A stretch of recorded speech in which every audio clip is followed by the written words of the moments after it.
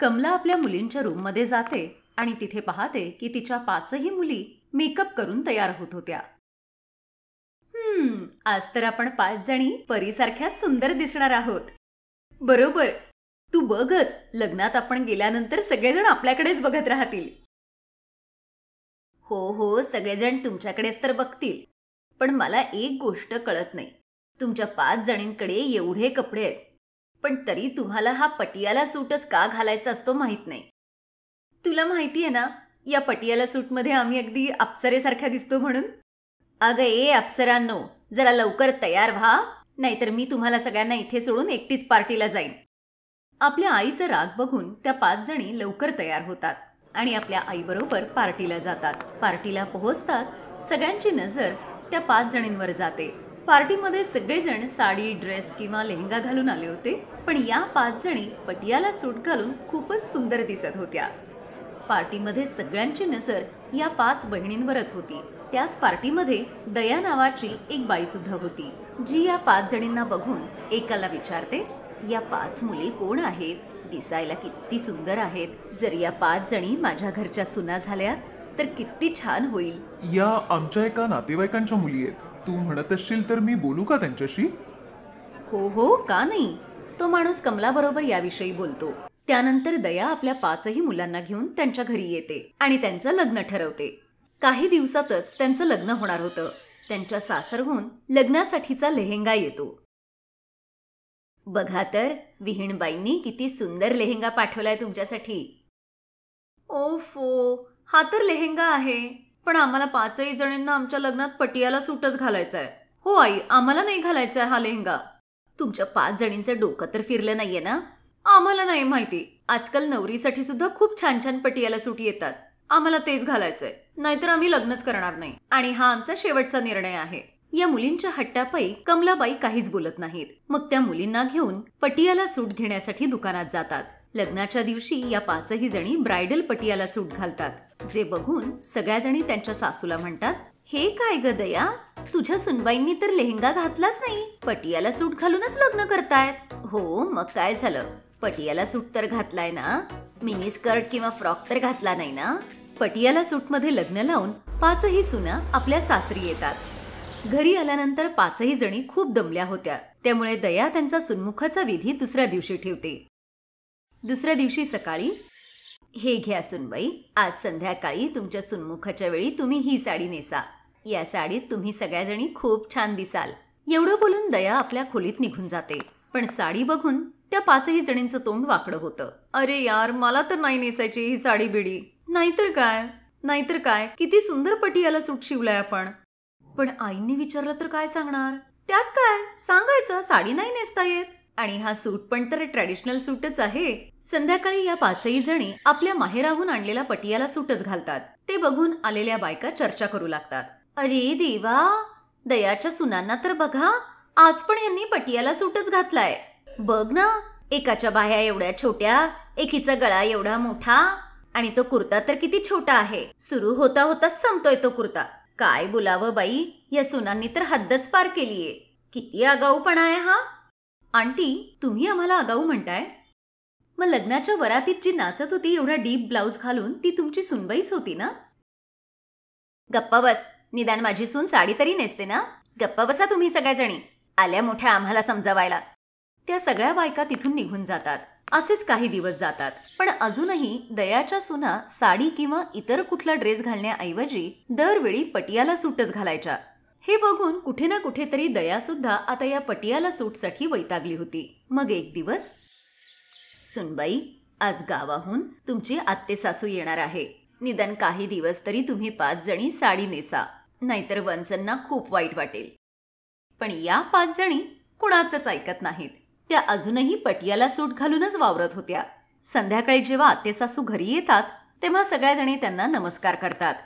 खाली वाकल्यामुळे त्यांचा डीप गळा सासूबाईंना दिसतो आणि पटियालाचा तो छोटा कुर्ता अजूनच वरती सरकतो. त्या 5 जणींना असं बघून आते सासूबाईंना खूप राग येतो. शी शी, काय घातलंय हे? दया, तुझ्या सुनबाईंनी तर हद्दच पार केलीये. तू तर गावात किती सभ्यतेने राहत होतीस, पण मला वाटतं तुलाही आता शहरातले रंग चढायला लागलेत. तुझ्या सुनांना तू काही बोलत नाही वाटतं. तू पण यांच्यासारखीच आगाऊ झालेली दिसतीयेस. नंदेचं हे असं बोलणं ऐकून दयाच्या डोळ्यात पाणी येतं आणि ती रडत आपल्या खोलीत जाते. तिची नणंदही तिच्या मागोमाग जाते.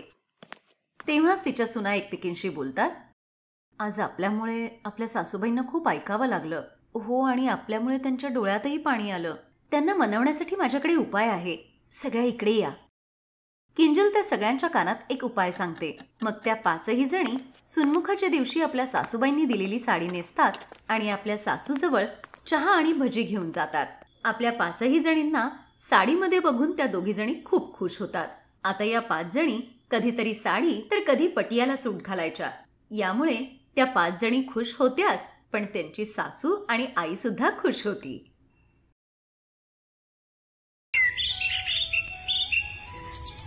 आरतीला लहानपणापासूनच काहीच मिळालं नव्हतं.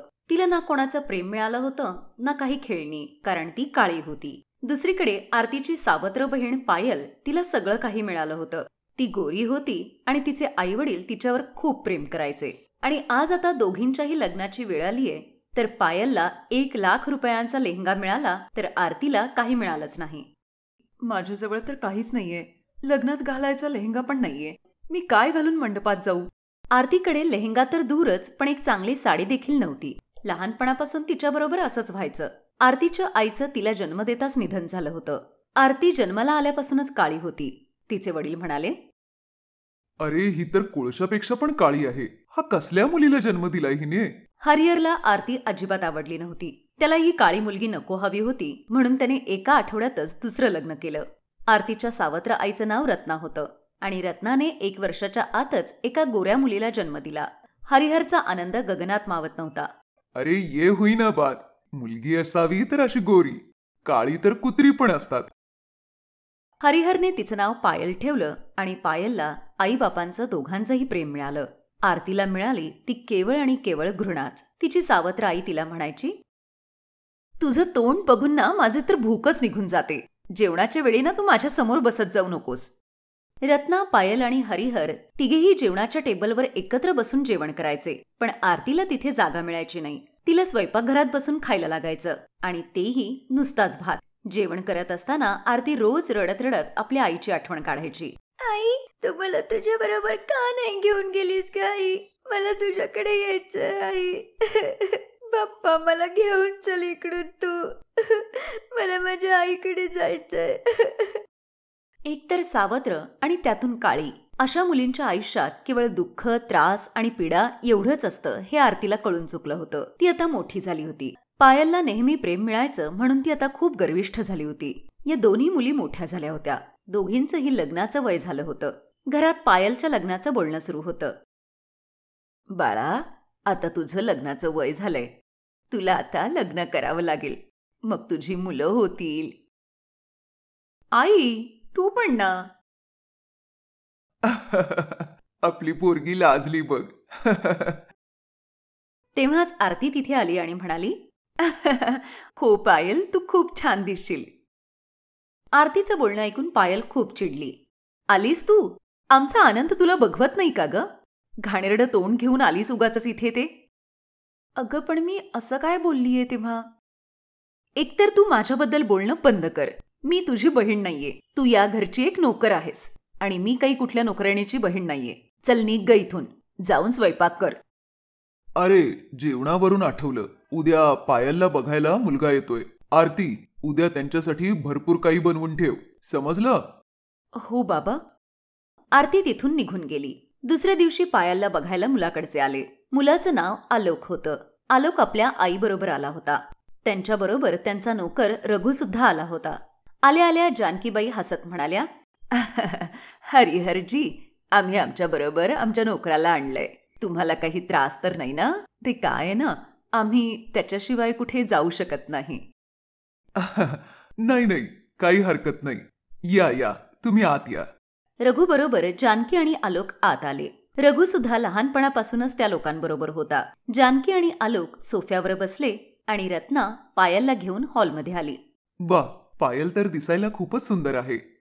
अरे वा, तू तर एका नजरेतच पसंत करून टाकलंस की तिला. हे सगळे लोक बसून गप्पा मारत होते.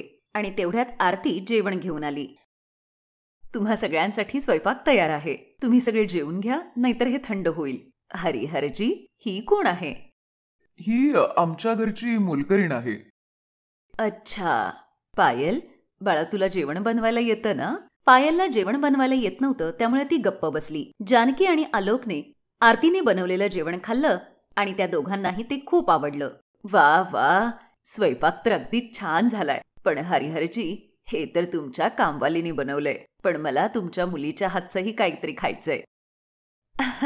खरं तर माझ्या पोरीला अजून जेवण बनवायला नाही येत. मग हे लग्न नाही होऊ शकत. लग्नानंतर आम्ही काय खाणार मग? तेव्हाच हरिहरच्या डोक्यात एक कल्पना आली. आपण रघु बरोबर जर आरतीचं लग्न लावून दिलं तर? आरती पण तुमच्याच घरात येईल मग, आणि रोज तीच जेवण बनवेल. सगळेजण या लग्नासाठी मग तयार झाले. पण आरती आणि रघुला याबद्दल कोणीच विचारलं नाही. हरिहरने एकाच बाणात 2 तीर मारले. हुंड्याशिवाय आरतीचं लग्न झालं नसतं. पण आता आरतीची पाठवणी करण्यासाठी हरिहरला एक्स्ट्रा पैसे खर्च करण्याची गरज नव्हती. लग्नाचा दिवस जवळ येत होता आणि पायलने 1,00,000 रुपयांचा लेहंगा घेतला. आरती म्हणाली, बाबा, तुम्ही माझ्यासाठी लेहंगा नाही आणलात का? तू लेहंगा घालून काय करणार आहेस? कामवालीला लेहंगा घालायचाय हा? सगळेजण हसतात आणि आरतीचं बोलणं टाळतात. आरतीने विचार केला, लग्न आयुष्यात एकदाच होतं. मला पण लेहंगा पाहिजे. 1,000 रुपयाचा असला तरी चालेल. तुझ्यासाठी 1 रुपया पण खर्च करणार नाही मी. देव जाणे कुठून जन्माला आली ही पोरगी. तुला तर आफ्रिकेच्या जंगलात असायला हवं होतं. मग असाच लग्नाचा दिवस उजाडला. पायल लग्नाचा लेहंगा घालून तयार झाली. पण आरतीजवळ घालायला काहीच नव्हतं. ती आपल्या आईच्या फोटोजवळ उभी राहून रडत होती. आई, कसं लग्न होणार ग माझं? ना माझ्याकडे काही लेहंगा आहे ना काही साडी. तू मला इथून का नाही घेऊन गेलीस ग आई? सांग मला. तेव्हाच अचानक आरतीला तिच्या आईचा आवाज आला. जणू काही आकाशवाणीच होत होती. बाळा, मी तुझी आई आहे. मला तुझा विचार करायलाच हवा. तुझ्या पलंगाखाली एक ट्रंक आहे.